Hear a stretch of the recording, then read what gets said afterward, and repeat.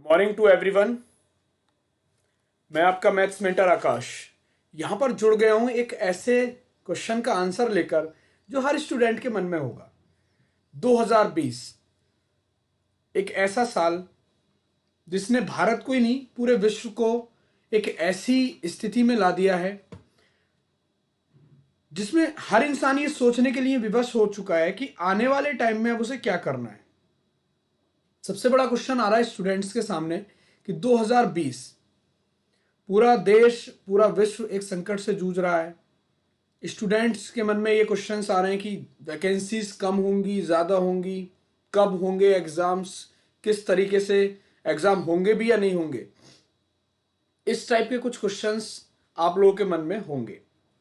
उस क्वेश्चन का आंसर लेकर मैं आज यहाँ पर जुड़ा हूँ। 2020 में आप बैंक, एसएससी, रेलवे के एग्जाम्स में किस तरीके से सिलेक्शन ले सकते हैं। क्यों? क्योंकि नंबर ऑफ वैकेंसीज पर क्या फ़र्क पड़ने वाला है, क्या वैकेंसी आएंगी भी या नहीं आएंगी, एग्ज़ाम होगा भी या नहीं होगा। इस तरह का आप लोगों के मन में एक डाउट आ रहा होगा। तो जितने लोग भी यहाँ पर मेरे साथ जुड़ गए हैं, लाइक बहुत सारे लोग जुड़ चुके हैं अपने साथ, ठीक है, तो उन सभी के मन में ये वाला क्वेश्चन होगा। तो उस क्वेश्चन का आंसर मैं आज आप लोगों को यहाँ पर दूंगा। सबसे पहले मुझे एक बात ये बताइए आप लोग कि क्या कभी भी किसी देश की अर्थव्यवस्था, इकोनॉमिक सिस्टम जब कभी भी डाउन होता है, जैसे अभी हमारे देश में चल रहा है, तो उसको सुधारने के लिए क्या हम किसी रिसोर्सेज का यूज करना बंद कर देते हैं, या नंबर ऑफ वैकेंसीज कम हो जाती हैं तो उसके बिहाफ पर आगामी एग्जाम्स लेना बंद कर देते हैं, या हम उसको और मजबूत करने के लिए, सिस्टम को और मजबूत करने की सोचते हैं। जैसे अभी हमारे पास रिसोर्सेज की कमी तो है नहीं, रिसोर्सेज तो उतनी है। सबसे बड़ी बात है कि हम उनका यूज कैसे कर रहे हैं। बिल्कुल, अभी देश में, आप लोग को समझ में आ रही है मेरी बातें, अभी देश में हालात उस तरीके के हैं कि वैकेंसीज पर फर्क पड़ सकता है। जैसे रेलवे डिपार्टमेंट ने यह कहा है कि हम एग्जाम नहीं कराएंगे, तो ये जितेंद्र मंत्री जी ने बोल दिया कि ये एक रूमर है। केंद्रीय सरकार ने इस चीज की सुनिश्चित कर दी ये वाली बात है कि भाई हम नंबर ऑफ वैकेंसीज पर कोई फर्क नहीं पड़ने वाला, आने वाले टाइम में पूरे के पूरे एग्जाम होंगे। उसके बावजूद भी स्टूडेंट के मन में कहीं ना कहीं ये डर बैठ चुका है कि शायद एग्जाम होंगे या नहीं होंगे। पहली चीज, प्राइवेट सेक्टर पर तो फर्क पड़ सकता है। प्राइवेट सेक्टर की जो वैकेंसीज हैं वो कम हो सकती हैं। ऐसा माना जा रहा है कि प्राइवेट इंडस्ट्री के पास पैसा नहीं होगा, या फिर प्राइवेट इंडस्ट्री को फिर से बूम होने में थोड़ा सा टाइम लग जाए। बट गवर्नमेंट इंडस्ट्री, ऐसे में लोगों की नजर गवर्नमेंट एग्जाम्स की तरफ जाएगी जाएगी, जो मेरा मानना है अपना। ऐसे में बहुत कॉमन मानना है कि ऐसे में जो नजर जाएगी वो गवर्नमेंट एग्जाम की तरफ स्टूडेंट्स की जाएगी। फिर से गवर्नमेंट एग्जाम की तरफ एक स्टूडेंट देखेगा या लोग देखेंगे, क्योंकि प्राइवेट सेक्टर थोड़ा सा डाउन होगा। अभी उसको सुधरने में 6 से 7 महीने लग सकते हैं। ऐसे में एक स्टूडेंट कैसे पकड़ बना सकता है अपनी गवर्नमेंट एग्जाम की तरफ, वो सबसे बड़ी बात है। वो सबसे बड़ी बात है कि ऐसे में गवर्नमेंट एग्जाम की तरफ कैसे पकड़ बनाई जा सकती है। जैसे सबसे बड़ा पॉइंट है कि आने वाले टाइम को कैसे यूज करना है, और ये जो प्रेजेंट टाइम चल रहा है इस टाइम को यूज कैसे करना है, सबसे बड़ा पॉइंट। तो यूज करने के लिए बात यह है कि आप लोगों के अंदर होना चाहिए अपने आप से सेल्फ मोटिवेशन, कि भाई मुझे 2020 में बैंकर बनना है। किसी ने सोचा होगा मुझे 2020 में एसएससी का एग्जाम क्लियर करना है, और किसी ने सोचा होगा कि मुझे 2020 में रेलवे की वैकेंसीज, रेलवे का एग्जाम क्लियर करना है, लाइक दैट, इस तरह की चीजें। अब इन चीजों को पाने के लिए क्या क्या चीजें करनी है, वो सबसे बड़ा पॉइंट है। कि भाई मैंने तो कह दिया कि आपको कैसे बनना है, आपने सोच लिया मुझे बनना है, मगर उसके लिए क्या क्या करना पड़ेगा, क्योंकि कंपटीशन हाई होता चला जाएगा, ये आप लोग मान लेना। दो चीजें हैं, बैकग्राउंड समझिए किसी भी चीज का। स्टूडेंट्स, जो लॉकडाउन में टाइम आपको मिल रहा है बैठने का, वो हर स्टूडेंट को मिल रहा है। अब कुछ स्टूडेंट ऐसे हैं जो वास्तव में बहुत पढ़ने वाले हैं, ठीक है, वो स्टूडेंट्स और ज्यादा तरीके से अच्छे तरीके से तैयारी कर रहे होंगे। मगर आप लोग क्या है, थोड़ा सा पढ़ रहे होंगे और आपको लग रहा होगा कि हम बहुत अच्छा पढ़ रहे हैं और अच्छा कर सकते हैं।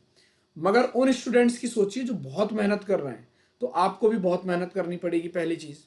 और एक सिलसिलेवार तैयारी करनी पड़ेगी। सिलसिलेवार तैयारी का मतलब है कि अब जैसे बहुत सारे स्टूडेंट्स यूट्यूब की क्लासेस देखते हैं, और यूट्यूब की क्लासेस देखने के बाद वो अक्सर ये सोच लेते हैं कि अब हम सफल हो सकते हैं।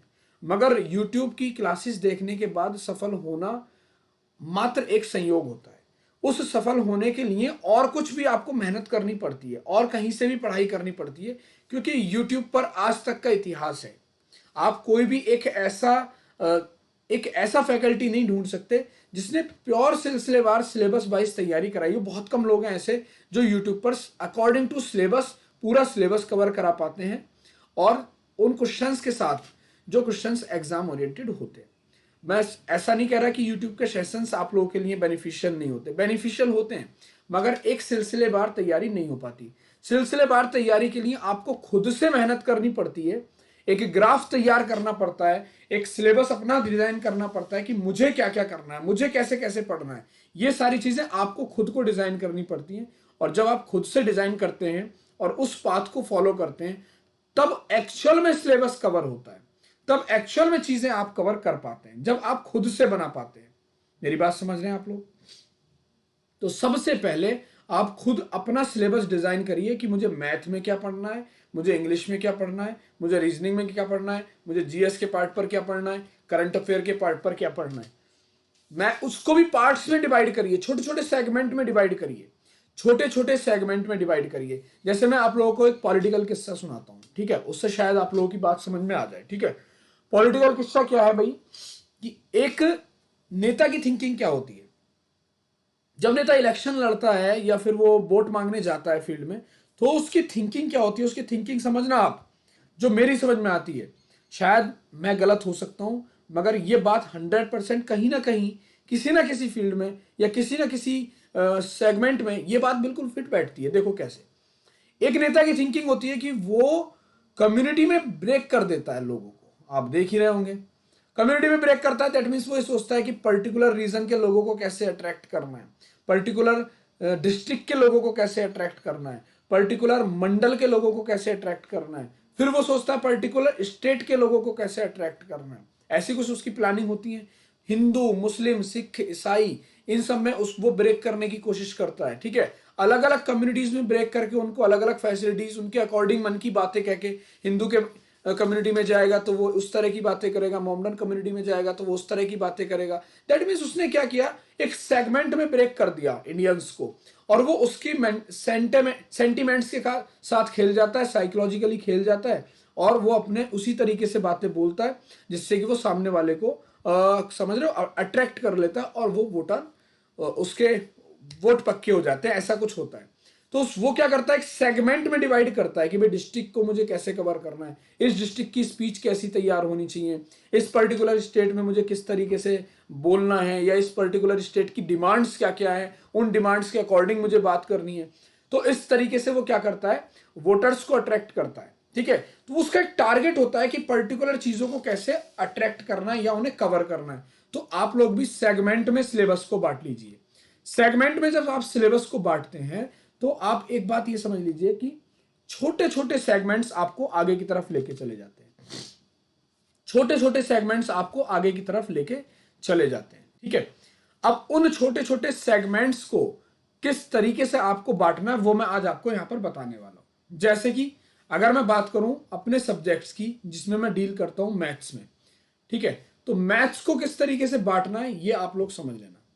मैथ्स को सबसे पहले तो दो पार्ट्स में डिवाइड कर लो। सबसे पहला पार्ट है अरिथमेटिक का पार्ट, और दूसरा पार्ट है एडवांस का पार्ट। सबसे पहले अरिथमेटिक और दूसरा एडवांस का पार्ट। अब ये देखो कि आप किस एग्जाम की तैयारी कर रहे हो, किस किस एग्जाम में आ सकता है। और तीसरा जो पार्ट मैं बांटता हूं वो तीसरा पार्ट है डीआई का पार्ट। तीसरा पार्ट क्या है, डीआई का पार्ट। ठीक है, अब मैथ को तीन पार्ट्स में डिवाइड कर दिया, अरिथमेटिक, एडवांस एंड डीआई।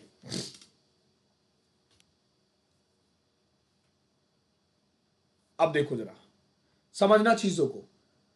अब डिवाइड करो एग्जाम वाइज कि आपको किस एग्जाम की तैयारी करनी है। एग्जाम कौन कौन से हैं, एसएससी, एग्जाम है बैंक, एग्जाम है रेलवे, उसके बाद एग्जाम आ जाता है स्टेट। ऐसे एग्जाम है अपने पास, SSC, railway, bank, state exams. अब इस स्टेट एग्जाम्स को कवर कैसे कैसे करना है, आप क्या सिलेबस बना सकते हैं, ये सबसे बड़ी बात है। ठीक है, आप कैसे सिलेबस को डिजाइन कर सकते हैं। जैसे कि आप अर्थमेटिक को डिजाइन कर सकते हैं। सबसे पहले आप ये सोचें कि नंबर सिस्टम को कैसे पढ़ना है। सबसे पहले ये सोचिए नंबर सिस्टम को कैसे पढ़ना है। नंबर सिस्टम को पढ़ने का तरीका क्या है कि आप क्वेश्चंस को सेगमेंट में डिवाइड कर लीजिए कि किस किस टाइप के क्वेश्चन आते हैं। ये कैसे पता चलेगा? सबसे बेस्ट अप्रोच है लास्ट ईयर के, प्रीवियस ईयर के जितने भी पेपर हैं, आप 4 साल के पेपर उठाओ और उसमें ये देखो कि नंबर सिस्टम में क्या क्या चीजें पूछी गई हैं। तो नंबर ऑफ जीरोस पर क्वेश्चन पूछे गए हैं, यूनिट प्लेस पर क्वेश्चन पूछे गए हैं, रिमाइंडर थ्योरम पर क्वेश्चन पूछे गए। इस तरीके से आप 5 से 7 चीजें टॉपिक पाओगे कि आपको सारी की सारी चीजें मिल जाएंगी वहां पर, 5 से 7। ठीक है, अब नंबर सिस्टम कवर हो गया। अब उसके बाद आप सेकंड पार्ट पे आइए, आप खुद से डिजाइन करिए अपने से एक बार, तो आपको पता चल जाएंगी चीजें। फिर दूसरा पार्ट आप देखिए कि परसेंटेज के बिहाफ पर, परसेंटेज एक चैप्टर मत मानिए। आप परसेंटेज को चैप्टर में मान लेते हैं तो फिर दिक्कत हो जाती है। आप ये सोचिए परसेंटेज एक कॉन्सेप्ट है और इस कॉन्सेप्ट के बिहाफ पर प्रॉफिट एंड लॉस खत्म करेगी, आप डिस्काउंट खत्म करो और इसके बिहाफ पर एसआई और सीआई खत्म करो। परसेंटेज का हाई एप्लीकेशन है और इसी के बिहाफ पर परसेंटेज का ही एप्लीकेशन है रेशियो, और इसी के बिहाफ पर आप लोग मिक्सचर खत्म करोगे, इसी के बिहाफ पर आप लोग पार्टनरशिप खत्म करोगे, इसी के बिहाफ पर आप लोग एज खत्म करोगे, क्योंकि एज क्या है, फिर रेशियो का सप्लीमेंट आ जाता है, रेशियो का सब टॉपिक आ जाता है। ठीक है, इस तरीके से ये सारे टॉपिक आप लोग कवर कर लेंगे। बात समझ में आ रही है? तो ये परसेंटेज के हाई एप्लीकेशन माने जाते हैं। तो आपने दूसरे पार्ट में ब्रेक कर दिया कि परसेंटेज के बिहाफ पर किस तरीके से करना है। ठीक है, सारे क्वेश्चंस का आंसर दूंगा। ठीक है, सारे क्वेश्चंस का आंसर दूंगा, आप टेंशन मत लो बिल्कुल। अभी चीजों को समझ लो। सर मैं जेई मेंस अटेम्प्ट में स्कोर नहीं, परसेंटाइल गवर्नमेंट जॉब की प्रिपरेशन करना चाहता हूं, तो अब बीटेक करूं या बीए करूं, I am confuse, please help. यार ये आपका अपना डिसीजन है वैसे, है ना। मेरा तो अपना ये मानना है कि अच्छी एजुकेशन करो जहां पर दिमाग खुल जाए। ठीक है, तो अगर आपको मन करता है कि बीए करना है तो बीए कर लो, मगर एक लॉजिक होना चाहिए कि आप करना क्या चाहते हो लाइफ में। ठीक है, उसी के साथ साथ इंटरेस्ट आना चाहिए बीए में भी और बीएस, चाहे बीटेक करो या बीए करो, डजेंट मैटर। तीसरे पॉइंट की अगर मैं बात करूं तो आप टाइम एंड वर्क, इसके कॉन्सेप्ट को ध्यान से समझोगे तो आपका पाइप एंड सिस्टम खत्म हो जाएगा, पाइप एंड सिस्टम खत्म हो जाएगा। इसी का ही कॉन्सेप्ट है टीएसडी, और इस टीएसडी को कवर करोगे तो आपका ट्रेन कवर हो जाएगा और बोट एंड स्टीम कवर हो जाएगा, बोट एंड स्टीम कवर हो जाएगा। तो पता चला 5 टॉपिक यहां से कवर हो जाते हैं। तो ये पूरा का पूरा अर्थमेटिक कवर हो गया। अब बात आती है अपने एवरेज, एलसीएम, एचसीएफ। तो ये नंबर सिस्टम का पार्ट है। एवरेज, एलसीएम, एचसीएफ, फ्रैक्शन, ये सारा का सारा पार्ट है नंबर सिस्टम का। तो पूरे अर्थमेटिक को 3 पार्ट में आप लोगों ने डिवाइड कर दिया, और इस 3 पार्ट को कवर करने के लिए कॉन्सेप्ट्स का क्लियर होना बहुत जरूरी है। सबसे पहली चीज कॉन्सेप्ट्स का क्लियर होना बहुत जरूरी है। अब ये आपका ऐसा टॉपिक है, ये आपके ऐसे टॉपिक हैं जो एसएससी में भी रखे हुए मिलते हैं, बैंकिंग में भी रखे हुए मिलते हैं, रेलवे में भी और स्टेट के एग्जाम में भी रखे हुए मिलेंगे ही मिलेंगे। अब एडवांस को किस तरीके से ब्रेक करना है? एडवांस को आप ब्रेक करिए सबसे पहले मेंसुरेशन के पार्ट पर, मेंसुरेशन को भी ब्रेक करो 2D एंड 3D में। उसके बाद आ जाओ आप ज्योमेट्री में। ज्योमेट्री में आप लोग ये देखो कि कितने तरीके से क्वेश्चंस पूछे गए हैं। ठीक है, कितने, जैसे मैंने, अगर मैं ज्योमेट्री की बात करूं तो मैंने ज्योमेट्री को टोटल 50 पार्ट्स में डिवाइड कर दिया। कितने पार्ट्स में? 50 पार्ट्स में डिवाइड कर दिया है मैंने। ठीक है, अब इसके बाद आप एलजेब्रा को डिवाइड करो। एलजेब्रा कितने पार्ट्स में क्वेश्चन पूछता है ये आपको एनालिसिस करना पड़ेगा। यहां पर थोड़ी सी प्रॉब्लम आपको हो सकती है एडवांस के पार्ट पर। उसके बाद आप देखो कि हम एलजेब्रा के साथ साथ ट्रिग्नोमेट्री, ट्रिग्नोमेट्री को 3 पार्ट्स में डिवाइड करा जाता है। बेसिक ट्रिग्नोमेट्री, जिसमें हम आइडेंटिटीज के बिहाफ पर क्वेश्चंस करते हैं। उसके साथ साथ फिर height and distance, height and distance, और तीसरा पार्ट आ जाता है इसमें maxima and minima. Maxima and minima, इसको किस तरीके से कवर करना है, ये सारी चीजें आप ट्रिग्नोमेट्री में देखते हैं। तो कुल मिला के एडवांस को 4 पार्ट में डिवाइड करा गया, मेंसुरेशन, ज्योमेट्री, एलजेब्रा और ट्रिग्नोमेट्री। यहां 4 पार्ट। ये अर्थमेटिक और एडवांस का पोर्शन मेंस में अगर एसएससी की बात करें तो बराबर होता है, जबकि बैंक में ये पोर्शन बिल्कुल भी नहीं आता। बैंक में ये पोर्शन बिल्कुल भी नहीं आता। अगर मेंसुरेशन की बात करें तो मेंसुरेशन रखा हुआ मिलेगा, वो भी 3D के पार्ट्स पर, मगर और कुछ 2D के पार्ट्स पर भी, मगर ज्योमेट्री, एलजेब्रा, ट्रिग्नोमेट्री नहीं आता। तो बैंकर्स के लिए ये पढ़ना कंपलसरी नहीं है।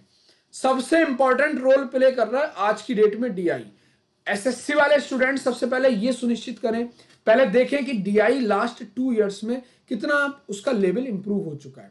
एसएससी के एग्जाम में डीआई की इंपॉर्टेंस बढ़ती चली जा रही है, ये बात आपको समझनी पड़ेगी। पहले स्टूडेंट्स ये देखें कि 2017 से पहले डीआई किस लेवल का आता था एसएससी में, मगर अब डीआई किस लेवल का आ रहा है, तो ये आपको समझना पड़ेगा। तो डीआई की इंपॉर्टेंस समझिए, डीआई लगातार बढ़ता चला जा रहा है, डीआई का स्कोप। पहले लोगों को ये लगता था कि डीआई तो हो ही जाएगा, एसएससी के एस्पिरेंट्स को ये लगता था कि डीआई तो हम कर ही लेंगे, मगर अब ऐसा नहीं है। अब डीआई अगर पहले से प्रैक्टिस है तभी कर पाओगे, अदरवाइज डीआई भी वहां पर नहीं कर सकते। तो इसकी भी पहले से प्रैक्टिस करनी पड़ेगी आप लोगों को। और रही बात बैंकिंग के एग्जाम की, तो बैंकिंग के एग्जाम में डीआई का लेवल थोड़ा सा अप रहता है, तो उसकी प्रैक्टिस अगर आप करोगे तो वहां पर भी डीआई कर सकते हो। ये आप लोगों का कंप्लीट सिलेबस है। अगर बैंकिंग की बात करी जाए तो बैंकिंग में आप लोगों को सिंप्लीफिकेशन के पार्ट्स पर थोड़ी सी मेहनत करनी पड़ती है, उसके बिहाफ पर आप बैंकिंग का एग्जाम क्लियर कर सकते हो। तो ये आपका तरीका है सिलेबस को बांटने का। ऐसे रीजनिंग में आप सिलेबस को बांट सकते हैं, ऐसे जीएस में आप सिलेबस को बांट सकते हैं। उसी के बिहाफ पर आप एक अपना प्लान तैयार करें, मुझे इस तरीके से पढ़ना है, स्टेप बाय स्टेप आगे बढ़ना है। अगर आप स्टेप बाय स्टेप आगे नहीं बढ़ते तो फिर प्रॉब्लम आती है आप लोगों को। बहुत सारे स्टूडेंट्स अक्सर मुझसे कहते हैं सर स्पीड नहीं बढ़ रही, आप क्वेश्चन कराते हो तब तो हो जाते हैं, मैं खुद से कर रहा हूं तो क्वेश्चन नहीं हो रहे। उसके पीछे एक ही लॉजिक है कि कॉन्सेप्ट्स क्लियर करो, और कॉन्सेप्ट्स क्लियर करने के साथ साथ आप लोग ये थोड़ा सा अपने ऊपर कॉन्फिडेंस रखो कि मैं जो कर रहा हूं वो सही कर रहा हूं, और उसको इंप्रूव और कैसे किया जा सकता है। ये नहीं कि बस हो गया, ये ट्रिक मिल गई, ठीक है भाई। क्या चीज Suresh, I think I am only student who don't know where is my interest. तो इंटरेस्ट तो आप लोगों को अपनी चीजें तो जाननी पड़ेंगी भाई, अपनी चीजें तो जाननी ही पड़ेंगी, ये ध्यान रखना। अपना इंटरेस्ट तो जानना ही पड़ेगा सुरेश, ठीक है, कि आपको करना क्या लाइफ में। तो रेलवे के एग्जाम का भी ऑलमोस्ट यही सिलेबस है, एसएससी का भी, बैंकिंग का भी। बस बैंकिंग में आपको सिंप्लीफिकेशंस के और डीआई के पार्ट्स पर स्पेशल मेहनत करनी होती है, और जबकि एडवांस नहीं पढ़ना होता है। इस तरीके से आप इंग्लिश के सिलेबस को डिजाइन करो, इंग्लिश को रेगुलर पढ़ो कि वोकैबुलरी मुझे कितनी पढ़नी है, वन वर्ड मुझे कितने याद करने हैं, इडियम्स पे मुझे कितना करना है, sentence improvement, match the column, errors, इस टाइप की चीजों को सेगमेंट में बांट दो कि भाई मुझे आज 10 एरर लगानी है, बस ज्यादा नहीं। तो इंटरेस्ट आएगा, 10 एरर का टारगेट है। आज मुझे 2 क्लोज टेस्ट करने हैं तो 2 क्लोज टेस्ट हो गए। वोकैबुलरी के पार्ट पर मुझे क्या क्या चीजें इंप्रूव करनी है, इस तरह की चीजें आप लोग पहले करें। हाँ बिल्कुल। अब इन्होंने सबसे बढ़िया ये क्वेश्चन है यहाँ पर एक जो मुझे दिखाई दे रहा है कॉमेंट्स में, हमको मैथ्स में प्रॉब्लम आ रहा है प्लीज, ठीक है सारी चीजें बताएंगे। और एक बेसिक क्वेश्चन यहाँ पर आ रहा है कि कॉन्सेप्ट्स कैसे पूरी तरह से क्लियर होंगे। बिल्कुल सही बात पूछी कि कॉन्सेप्ट्स क्लियर कैसे होंगे। तो कॉन्सेप्ट्स क्लियर करने के लिए आप जो मेरा डेली यहाँ पर सेशन होते हैं, वाईफाई स्टडी 2.0 8 बजे, ठीक है, 8 बजे वाला यूट्यूब का सेशन, उसको देखो, वो कॉन्सेप्चुअल आप लोगों की हेल्प करेगा, ठीक है। तो वहां पर मैं कॉन्सेप्ट समझाता हूँ आप लोगों को। और या फिर वाईफाई स्टडी स्टूडियोज पर आप लोग 9 बजे मेरे साथ जुड़ सकते हैं, या रात को 9:30 बजे जुड़ सकते हैं, तो वहां पर, या फिर मैं अनअकैडमी पर फ्री क्लास देता हूँ, स्पेशल फ्री क्लास, तो वहां पर भी आप लोग जुड़ सकते हैं, ठीक है। अनअकैडमी पर फॉलो कर लेना, मेरा नाम है पूरा आकाश वर्मा। तो आप लोग अनअकैडमी पर मुझे फॉलो करेंगे तो मेरी स्पेशल फ्री क्लास AKASHVERMA, आप लोग मुझे यहाँ पर फॉलो कर सकते हैं इस नाम से अनअकैडमी पर। तो वहां पर मेरी स्पेशल फ्री क्लास आप लोगों को मिल जाएंगी, ठीक है। और टेलीग्राम आप लोग सर्च कर सकते हैं गूगल पर, maths by Akash Telegram, maths by Akash sir Telegram, Google पर भी सर्च करोगे तो मेरा टेलीग्राम वहां पर अटैच है, वहां पर मिल जाएगा आप लोगों को, ठीक है। और ये मेरा व्हाट्सएप कॉन्टैक्ट नंबर है, यहाँ पर आप लोग मेरे से क्वेरीज पूछ सकते हैं ठीक है। आप किसी भी, मैं ये नहीं कहता भाई आदित्य आनंद, ठीक है, आपको साहिल सर की प्लेलिस्ट सर्च करनी है तो साहिल सर की प्लेलिस्ट से पढ़ो। आपको लगता है कि भाई नमन सर की प्लेलिस्ट से पढ़ना है तो नमन सर से पढ़ो, डजेंट मैटर यार, एक फैकल्टी का काम है चीजों को पढ़ाना और चीजों को एनहेंस करना, ठीक है। आपको अच्छा लगता है, जहां पर भी इंटरेस्ट आ रहा है उससे पढ़ो, सीखो, और एक अपना सिलेबस तैयार कर लो, ठीक है। अपना एक सिलेबस तैयार करो सबसे पहले, कि अपना सिलेबस तैयार करने के बिहाफ पर आपको क्या फायदा मिलेगा कि खुद का कॉन्फिडेंस आपका बूस्टअप होगा। एक फैकल्टी का कॉन्फिडेंस तो बूस्टअप होता ही होता है, ठीक है, अच्छे स्टूडेंट से जुड़ने के बाद। आपको ये लगना चाहिए कि भाई मैंने मेहनत करी, मैंने अपना ये सिलेबस तैयार किया, पहले मुझे इस रास्ते पर जाना है। जैसे ही आप अपने बनाए हुए रास्ते पर चलने लगते हैं और उसको फॉलो करने लगते हैं, आपका कॉन्फिडेंस का जो लेवल है वो 200% बढ़ जाता है। ये मेरे समझाने का मतलब है आप लोगों को। तो निश्चित रूप से आप जब सफलता के लिए अपने रास्ता चुनते हैं तो आपका जो कॉन्फिडेंस है वो आपको सफलता की ओर लेके जाता है। जब कभी भी आप दूसरे के बनाए हुए रास्ते पर चलो, बिल्कुल अच्छी बात है, मगर उसको एक बार देख लो कि क्या हम चल तो रहे हैं, मगर ये रास्ता हमें कितनी आगे तक लेके जाएगा। तो अपना दिमाग जरूर लगाओ, ठीक है, अपना दिमाग जरूर लगाओ, बिल्कुल। उससे क्या होगा, आप लोगों को सफलता मिलेगी, आप लोगों का कॉन्फिडेंस बूस्टअप होगा, है ना। तो कॉन्फिडेंस बूस्टअप करने के लिए खुद को मोटिवेट करो। खुद को मोटिवेट करने के लिए खुद के रास्ते बनाओ। दूसरे के रास्तों पर चलोगे तो जरूरी नहीं है कि सफलता तक जल्दी पहुंचोगे। जल्दी पहुंचने के लिए अपने रास्ते बनाओगे, आप लोग अपने रास्ते बनाओगे तभी आप सफलता पर पहुंच पाओगे। जैसे ज्योमेट्री के सिलेबस को मैंने, कभी कभी क्वेश्चन नहीं आता तो मैथ में हमें लगता है तो अब क्या करें, बिल्कुल कई बार ऐसी स्थिति आती है कि लाइफ में लोग बड़े निगेटिव फील करते हैं कि भाई अब शायद मैं कुछ कर पाऊंगा या नहीं कर पाऊंगा, मगर आप लोगों को करना क्या है, निगेटिव तो होना नहीं है। ये जीवन का वो देखो लाइफ में लोग दो तरीके से इन्वेस्टमेंट करते हैं, ध्यान रखना, दो तरीके से इन्वेस्टमेंट होता है। पहला इन्वेस्टमेंट है पैसे का इन्वेस्टमेंट। आपके पास बहुत सारा पैसा है, आपने पैसा लगा दिया, और पैसा लगाने के बाद क्या हुआ, आपका मन ही नहीं लग रहा है किसी काम में, दैट मीन्स आप टाइम ही नहीं दे रहे हैं। तो यहां पर एजुकेशन एक ऐसा सेक्टर है, यहां पर दो तरीके से इन्वेस्टमेंट देना पड़ेगा। लाइक ए बिजनेसमैन सोचो, पैसा तो लगाना ही पड़ेगा, किताबें खरीदनी पड़ेंगी, कोर्स खरीदने पड़ेंगे, फैकल्टीज के पास जाना पड़ेगा, इंटरनेट रिचार्ज कराना पड़ेगा, लैपटॉप लेना पड़ेगा, ठीक है आपको। फिर उसके साथ साथ एक और इन्वेस्टमेंट है टाइम का इन्वेस्टमेंट। आपको टाइम भी खर्च करना पड़ेगा। सबसे बड़ी बात यह है कि टाइम भी खर्च करना पड़ेगा आप लोगों को। टाइम खर्च करने का मतलब है कि अब पता चला कि आपने लैपटॉप ले लिया, इंटरनेट भी है, किताबें भी है, मगर पढ़ ही नहीं रहे, टाइम का इन्वेस्टमेंट ही नहीं है, तो क्या होगा भाई, रिजल्ट आएगा नहीं, आएगा, रिजल्ट नहीं आ सकता। रिजल्ट आने के लिए आपको करना क्या पड़ेगा, आपको रेगुलर बनना पड़ेगा, रेगुलरिटी, टाइम देना पड़ेगा, अपने रास्ते खुद से चुनने पड़ेंगे। तो उसके लिए आप तैयार हो जाइए, बिल्कुल। अब बहुत सारे स्टूडेंट्स क्या करते हैं, जैसे आप लोगों को मैं एक छोटी सी कहानी सुनाता हूं। एक मेरे मिलने वाले हैं, तो उन्होंने मेरे से, मैं उनके पास गया अभी कुछ दिन पहले, लॉकडाउन से पहले की बात है, तो होली पे मैं घर गया, तो मैं उनके यहां भी चला गया मिलने। अब वो क्या है, वहां पर अपने अपने ब्लॉक प्रमुख हैं वो, ठीक है, जानते होंगे आप लोग। तो अब उनके स्टेटमेंट सुनिए। उन्होंने मेरे से कहा भाई ऐसा करो आकाश भाई, एक काम करो, कहीं पे 10-15 लाख रुपए 20 लाख रुपए खर्च हो रहे हैं, तो यार खर्च करवा दो, और ये हमारा लड़का है, इसकी नौकरी लगवा दो। मैं बड़ा शॉक्ड हो गया, मैंने कहा हमारा ये काम थोड़ा ना है। कह रहे ऐसे लोग तो आपके टच में होंगे ही होंगे, अगर आप टीचर हैं, इतने बड़े प्लेटफॉर्म पर फैकल्टी हैं, तो कहीं ना कहीं, और आपने भी एग्जाम क्लियर करे, तो कहीं ना कहीं ऐसे लोग आपके टच में होंगे, इतना काम करा दो हमारा, तो इस लड़के की नौकरी लगवा दो। लड़का सामने बैठा है। अब जब पेरेंट्स इस तरह की बात करते हैं, लड़का पढ़ने को तैयार नहीं, आप उस लड़के को पढ़ने के लिए मोटिवेट करिए, पढ़ने के लिए आप जो है इन्वेस्ट करिए। अब उसकी भी थिंकिंग यही हो गई है कि भाई मेरे फादर के पास तो पैसा है, मैं क्या करूंगा, पढ़ के कहीं भी 20-25 लाख रुपए देके नौकरी लगा लूंगा इस सिस्टम में। तो इन सारी चीजों से दूर हटना है आपको, ये सारी चीजें नहीं सोचनी है, ठीक है। बस आपको करना क्या है कि रेगुलर बनते चले जाना है, ठीक है, रेगुलर बनते चले जाना है, हमेशा की तरह। इन्वेस्टमेंट करना पड़ेगा एजुकेशन में भी। अब पता चला स्टूडेंट्स क्या करते हैं कि भाई क्यों परचेस करें ऑनलाइन के कोर्स, क्यों खरीदें, यूट्यूब पर ही पढ़ाई हो रही है। तो यूट्यूब की पढ़ाई आप लोगों को सिलसिलेवार पढ़ाई नहीं मिल सकती, कभी भी नहीं मिल सकती। आपको अकॉर्डिंग टू सिलेबस चलना है, तो आपको जुड़ना ही पड़ेगा। मैं ये नहीं कह रहा कि मेरे ही साथ जुड़ो, आपको किसी ना किसी के साथ जुड़ना ही पड़ेगा जिसमें आपको इंटरेस्ट आ रहा है, जिसमें लग रहा है कि भाई ये फैकल्टी मुझे आगे तक लेके जा सकता है। तो चलो मैं आप लोगों को कुछ सिलेबस डिस्कस करता हूं कि मैंने किस तरीके से सिलेबस डिजाइन किया है, ठीक है। ये 5 लाइनें तो मैं हमेशा ही अपने सेशंस में बताता हूं, तो आज भी फिर से बता रहा हूं। देखो ये 5 लाइनें मुझे बहुत मोटिवेट करती हैं हमेशा, तो आप लोगों को भी इससे मोटिवेशन लेना चाहिए, और हर सुबह उठ के ये बोलनी ही चाहिए 5 लाइनें। पहली चीज, आई एम द बेस्ट। इसका मतलब ये नहीं है कि आई am only the best, I am the only best, ऐसा कोई भी मतलब नहीं है कि सिर्फ मैं ही महान हूं या मैं ही सिर्फ महान हूं, ऐसा इसका कोई मतलब नहीं। मतलब मैं हूं, मैं अच्छा हूं, इस बात का मतलब है यहां पर। ये I am the best, I can do it, मैं इस काम को कर सकता हूं। God is always with me, भगवान मेरे साथ है, इसलिए मैं अच्छा हूं और मैं इस काम को कर सकता हूं। आई एम ए विनर, मैं विजेता हूं। टुडे इज माई डे, आज का दिन जो है वो मेरा है।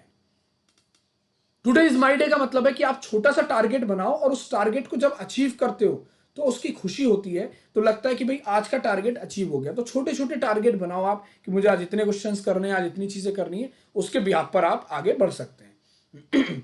अनअकैडमी पर भी और यूट्यूब पर भी, दोनों जगह आप कर सकते हैं, ठीक है बेटा विनीत।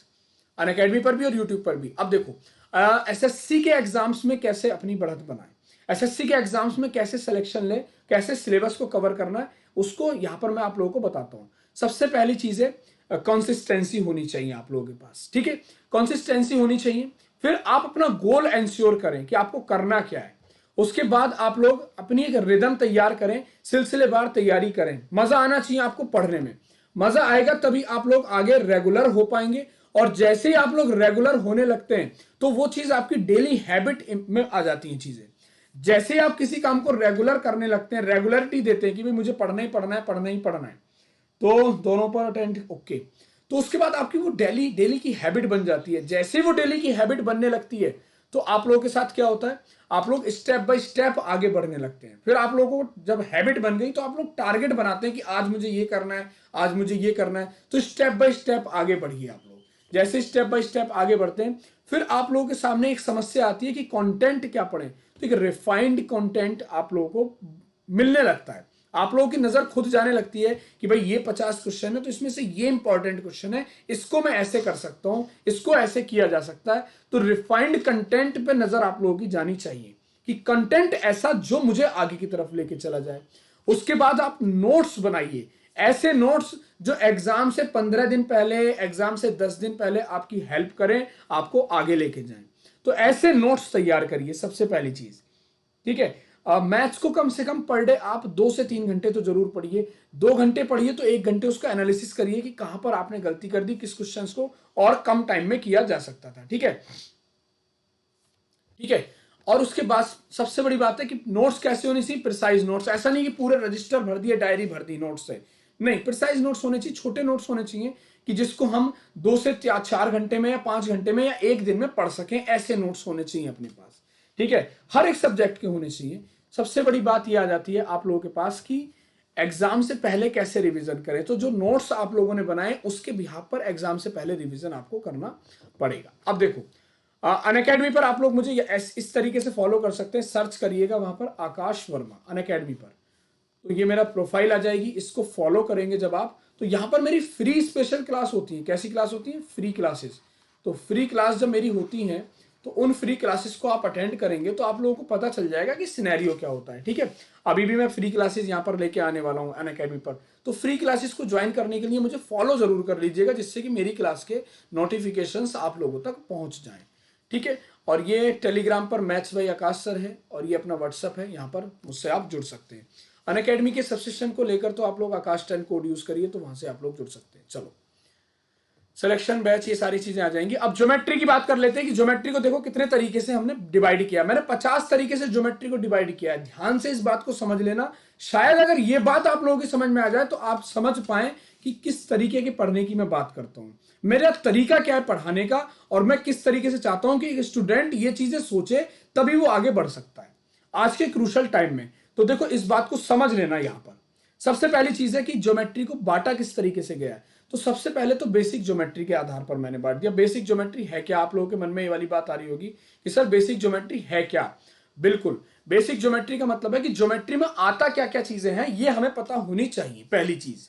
उसके बाद मैंने ये जो 4 पार्ट्स डिवाइड किए, ये एनसीईआरटी, एनसीईआरटी इसके बिहाफ पर मैंने इसको बांट दिया है कि एनसीईआरटी ने कैसे कैसे क्वेश्चंस पूछे हैं, ये 4 पार्ट्स में मैंने आप लोगों को समझाने की कोशिश करी है।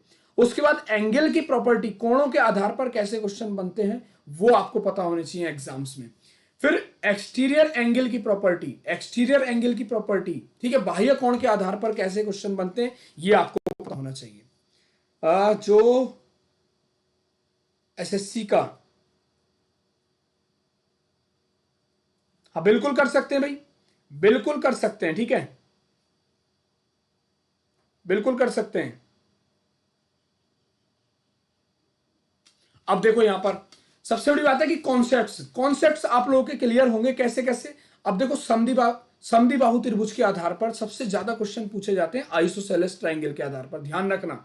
तो आइसोसेलेस में कैसे क्वेश्चन पूछे जाते हैं ये भी आप लोगों को पता होने चाहिए, ठीक है। आइसोसेलेस में क्वेश्चन कैसे पूछे जाते हैं, बिल्कुल। तो मैं ज्योमेट्री आप लोगों को बता रहा हूं। उसके बाद फिर सेंटर्स, त्रिभुज के कितने तरीके के केंद्र होते हैं? अंतः केंद्र होता है, परिकेंद्र होता है, केंद्रक होता है, लंब केंद्र होता है जिसे आप ऑर्थो सेंटर बोलते हैं। इस तरह की चीजें आप लोगों के सामने आती हैं। इस तो यहां से कैसे क्वेश्चंस बनते हैं वो आपको पता होने चाहिए। कौन सा ऐसा केंद्र है जो त्रिभुज के बाहर बनता है, तो वो कौन सा त्रिभुज होता है, वहां से प्रॉपर्टीज, फिर इनके शॉर्टकट्स क्या क्या होते हैं, इस तरीके से। फिर उसके बाद अगर हम बात करें इन रेडियस, अंत त्रिज्या, परित्रिज्या के बारे में, फिर थ्योरम्स कितनी है ज्योमेट्री में, तो टोटल 18 थ्योरम है ज्योमेट्री में, उनको हमें कवर करना होता है जहां से वो क्वेश्चन पूछता है। ठीक है, छोटी छोटी प्यारी प्यारी थ्योरम है, अपोलोनियस थ्योरम है, ठीक है, मिलेनियस थ्योरम है, एंगल बाइसेक्टर है, पाइथागोरस है, थेल्स थ्योरम है, मिड पॉइंट है, मीडियन के रिगार्डिंग, बाइसेक्टर के रिगार्डिंग। इस तरीके से ये पूरी थ्योरम्स को कवर करते हुए हम लोग अपोलोनियस, सिमिलैरिटी, कॉन्ग्रुएंसी, क्वाड्रिलेटरल की प्रॉपर्टीज, सर्कल, सर्कल के बिहाफ पर हम लोग पढ़ेंगे कॉर्ड, कॉर्ड के साथ साथ टेंजेंट, फिर सीकेंट, ठीक है, टेंजेंट, सीकेंट, ये सारी चीजें, साइक्लिक क्वाड्रिलेटरल, एंगल्स, ठीक है, साइक्लिक ट्रेपेजियम, ये सारी चीजें कवर करते हुए इस तरीके से similarity, similarity right angle, angle के बिहाफ पर क्वेश्चंस पूरे, ठीक है, concepts right angle, radius find करने वाले कॉन्सेप्ट, साइन और कोसाइन रूल किस तरीके से ज्योमेट्री में लगेगा इन रेडियस, और square inside a right triangle, समकोण त्रिभुज के अंदर स्क्वायर कितने तरीके से बन सकते हैं, सबसे इंपॉर्टेंट पॉइंट है मेंस के भी आप पर। तो टोटल 50 तरीके से, 48 से 50 तरीके से आप इसको डिवाइड कर सकते हैं, 48 से 50 तरीके से डिवाइड कर सकते हैं आप इसको। तो ये पूरा का पूरा सिलेबस है जो मैं आप लोगों को कवर कराऊंगा। ये पूरा इस तरीके से मैंने बांटा है ज्योमेट्री को। ऐसे ही फिर मैंने अलजेब्रा को भी डिवाइड किया है 21 पार्ट्स में। ये टोटल 10 पार्ट्स हैं कि अलजेब्रा को कितने तरीके से क्वेश्चंस बनते हैं।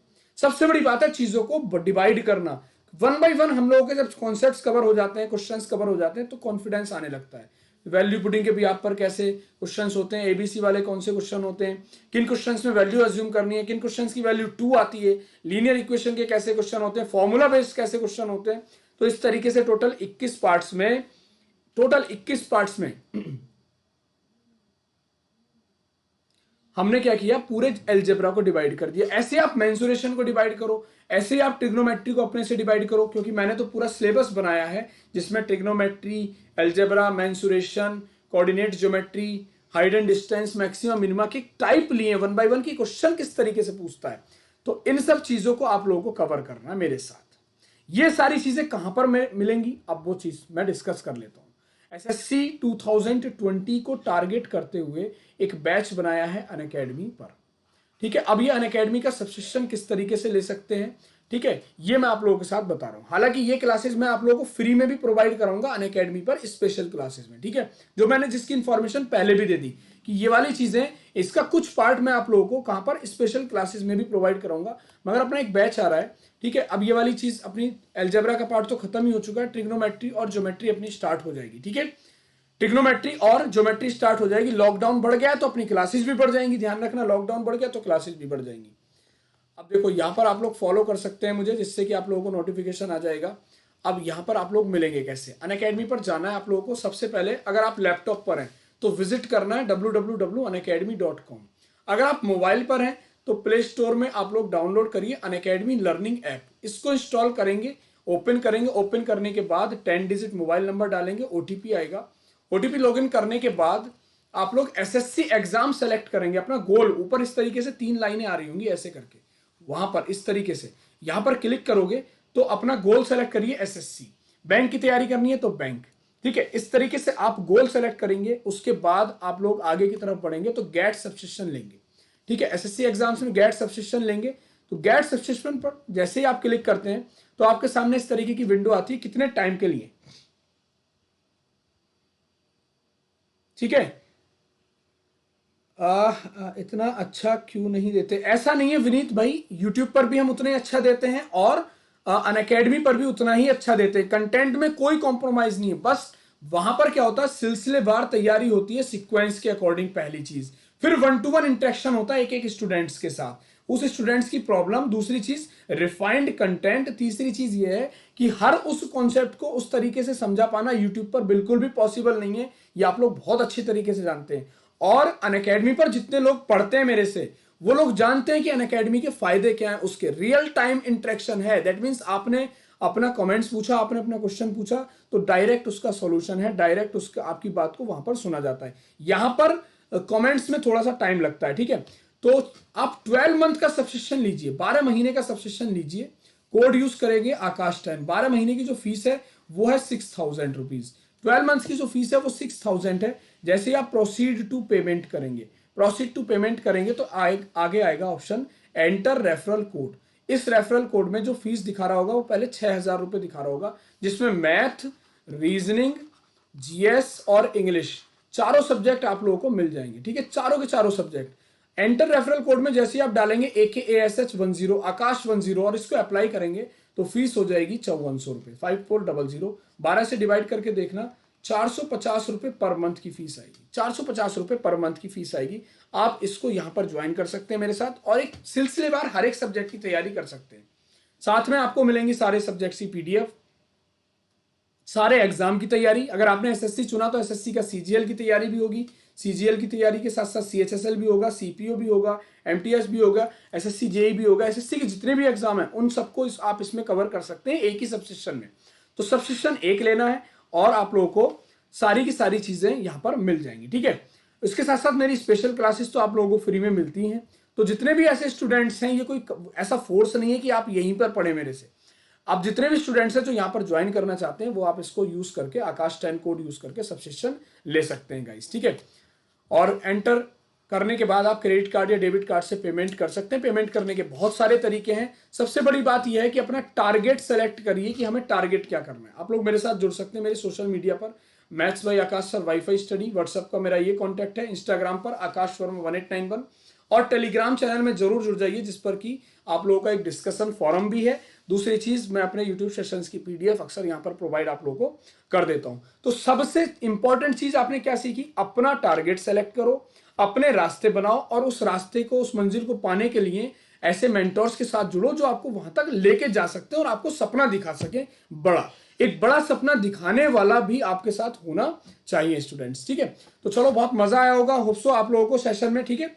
तो जुड़ सकते हैं मेरे साथ, बस कोड याद रखना है आकाश 10, इससे आपको 10% का ऑफ मिलता है और मेरी क्लासेस यहां से अवेल कर सकते हैं आप।